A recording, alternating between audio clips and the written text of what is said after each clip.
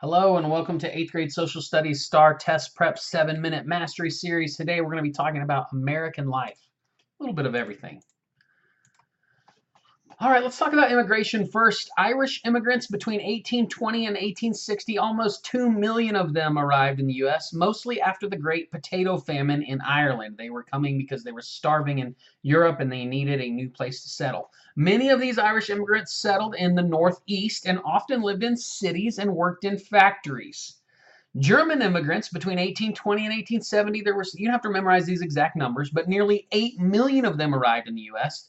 These German immigrants introduced the first kindergartens, Christmas trees, hamburgers, hot dogs. A lot of their culture still influences America today. So some of these German immigrants, they immigrated to the Northeast as well, but a lot of them ended up going into the Midwest and participating in small farms and communities there. Chinese immigrants, however, arrived on the western side of the United States a little bit later.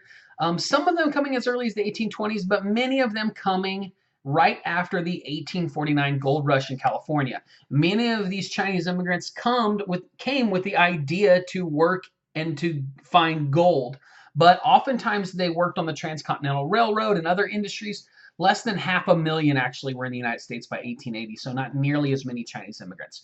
Speaking of immigration, and specifically Chinese immigrants, but not just them, Nativism was a thing that was taking place in the United States there at this time. It was a form of racism, but it was specifically towards immigrants who were coming in. So Irish and Germans faced nativism as well, but most of the nativism was directed at Chinese. Again, it was a sort of, you can see that image at the bottom right. It was a sort of, we were here first, we don't want any of you, and there was a lot of mistreatment towards immigrants, and this was called nativism. So women in society. Women played a key role in early American temperance movement, a social movement against consuming alcohol. So the temperance movement was the movement in the early 1800s, and even before that at times, against any drinking of alcohol, and a lot of women played a role in this, and that actually led them to participate more in other civil discourse as well after this.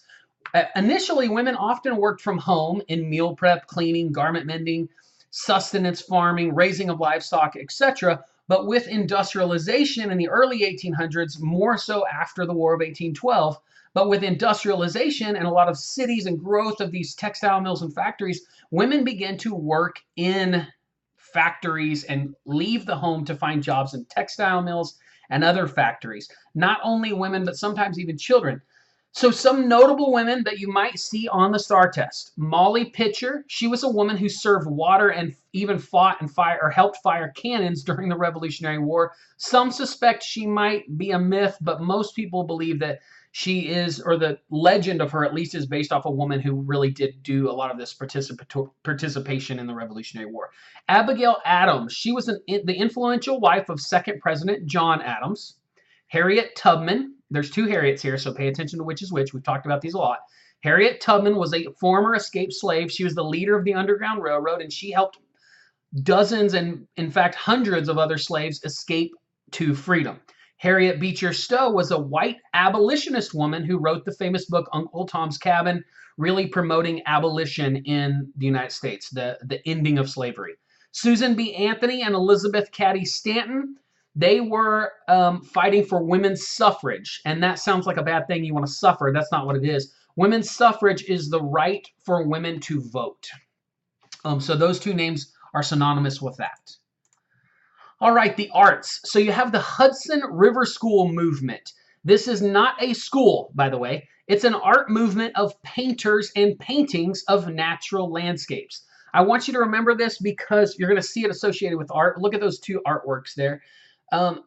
Think of the river there. It's a natural landscape, right? Many artists in the mid and late 1800s were inspired by nature, as were Americans who were tired of war after the Civil War, of course. Hudson River School. Transcendentalism. This is an idyllic belief system emerging in the 1820s, holding that divinity, this God or God-like figure, or whatever, this transcendent godliness or this divinity, this thing of eternity, transcends throughout nature. So it really does go a lot with the Hudson River School, that divinity transcends throughout all of nature, And this included some writers, Ralph Waldo Emerson, Henry David Thoreau. You don't have to know all the details of it, but just maybe associate especially those two writers with transcendentalism.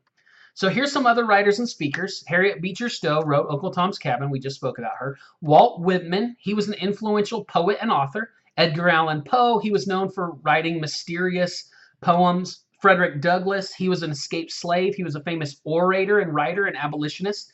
And then Thomas Jefferson, he's most famous for writing the Declaration of Independence.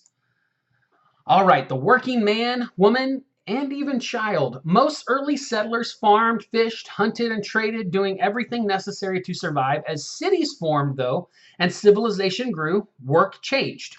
Northeastern states, they were known for forests, natural harbors, fast-flowing rivers, and eventually cities. Shipbuilding, timber industry, fishing, and finally, textile mills. Textile just means cloth or woven material.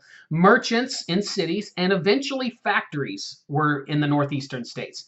And oftentimes, I just want you to remember that women and even children worked in these factories. There was a lot of men as well.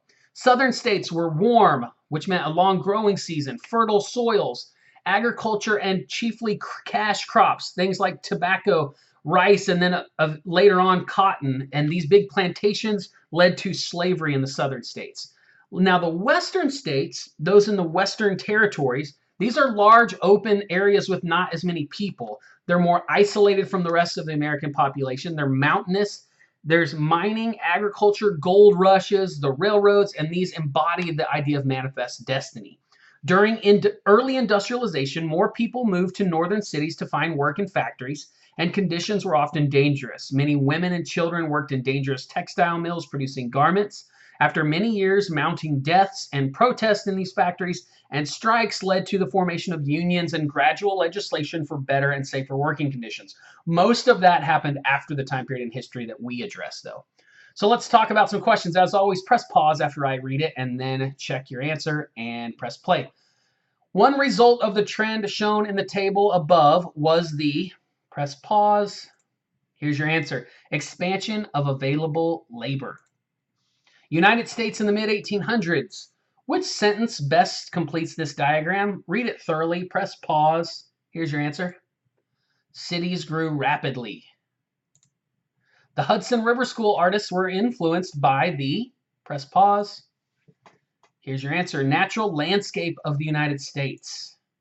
Daughters' Temperance Movement, Women's Christian Temperance Movement. How did the growth of these organizations most affect the role of women in U.S. society? Press pause.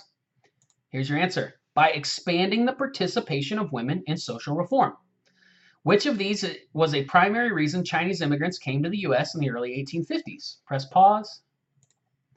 To seek gold. All right, that's all for this lesson. Thanks for your participation.